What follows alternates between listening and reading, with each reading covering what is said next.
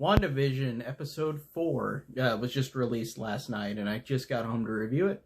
So, looking at all the other episodes so far, and again, this is a spoiler video like always, but looking at all the episodes before, episodes 1 through 3 were basically just like old sitcoms. Like, it was literally just Wanda and Vision were in a sitcom, like from the 50s and then the 60s and 70s.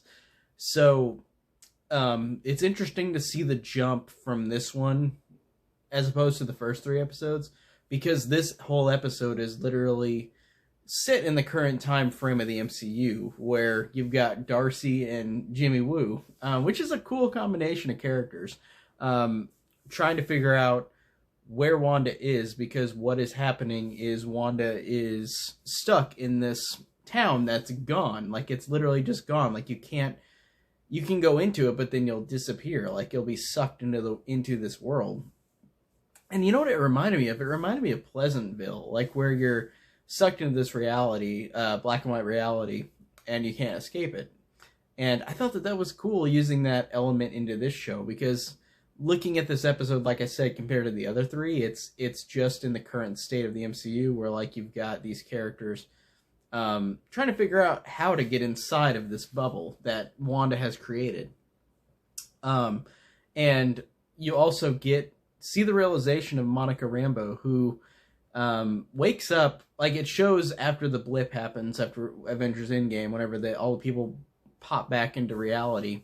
And then her mom is gone, the mom from Captain Marvel. Like, she's been dead for a couple years.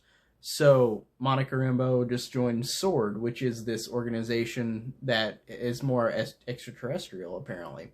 I don't know much about SWORD, besides the fact that they were in the end credits of Spider-Man Homecoming, like where Nick Fury was.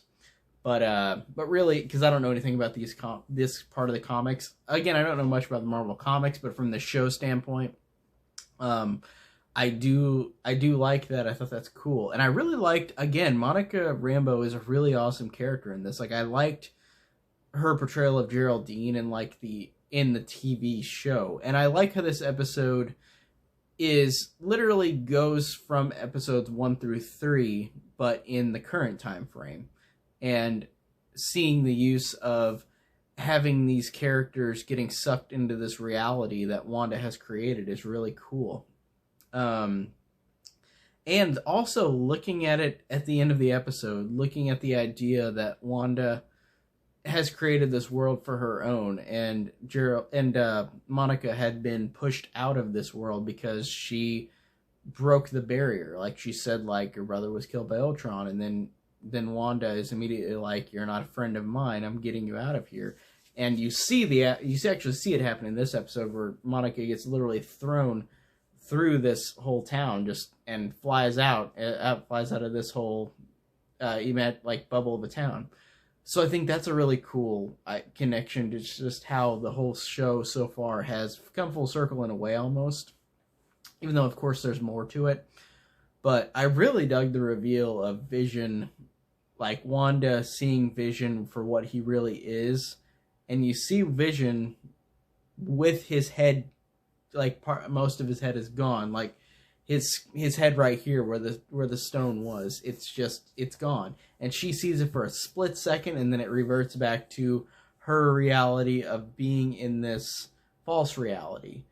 And again, I really think that that's awesome that they're doing this in the MCU. Like, they're making it fresh, I think, especially for the first MCU show on Disney Plus, because like I said, I know we've got the other Marvel stuff, but it's kind of really off to the side, like Daredevil, Jessica Jones, Iron Fist, Luke Cage, Defenders, Agents of S.H.I.E.L.D., like all those are pushed to the side. Like, they're in the MCU, but this one is very prevalent in the MCU because it's got 2 main characters from the movies. And I know that the characters from the Marvel Netflix shows and ABC shows have kind of connected, but not in the way as this one has. This one has connected in a different way as opposed to that. And I would like to see more connections with those. I hope that Daredevil's in Spider-Man 3.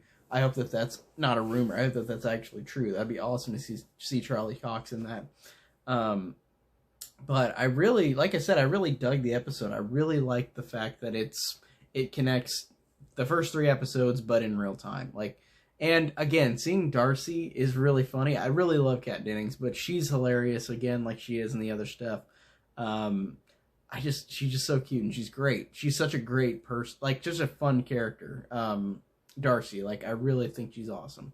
And it's cool to see Jimmy Woo back because he was in Ant-Man and the Wasp, and it's cool to see that connection. And I like how these characters are connecting each other to the wider MCU. Like it's cool that they juggle around these random characters from different parts of the franchise, and that's really fun and really interesting. And I thought that their chemistry was fun, Darcy and Jimmy Woo. And I liked how Darcy, no matter how funny she is a smart person. Like she kind of comes off as like a silly, like happy-go-lucky character, but she's actually really smart in her field. And I liked how they utilized that. I liked how she's the one who figured out who the people were that are stuck in this reality, that they're all fake people, but they're all real people, but they have fake personas into this reality, so that Wanda's created. And I like that Wanda has created a reality where we are stuck in this reality and she can't escape, but she doesn't want to escape.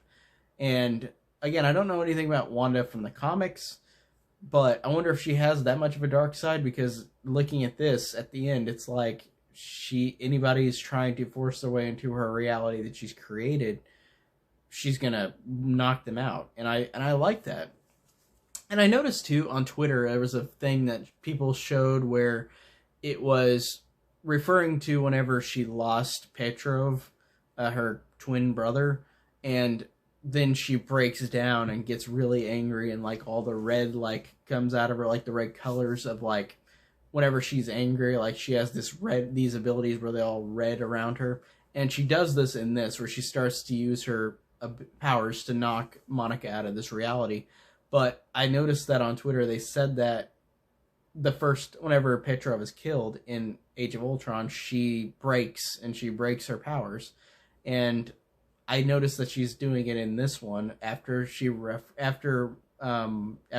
Petrov is referenced. So I think that's a really cool connection back. And also, this is episode 3, but I noticed a couple days ago that somebody also on Twitter said that there's lines, basically the same lines as Infinity War, where like she says we're out of time. Remember, she's pregnant in episode 3. She's pregnant, and where Vision is saying like we're out of time. Like it's literally almost line for line of that before Vision dies. So I like that the reality is seeping into her fake reality.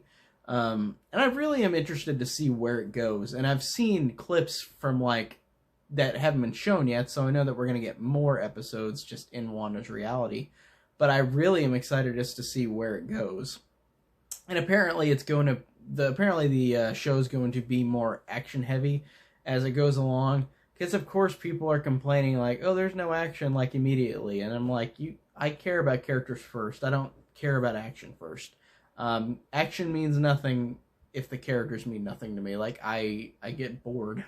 And I really have a fun time with this show so far. I'm really digging the hell out of it. So I'm ready for the next week's episode. And I'll talk about it whenever we get to next week. Had to wait a whole week, which sucks, but I'm still ready. I'm excited. So that's it for today on this episode 4. So thanks guys for watching.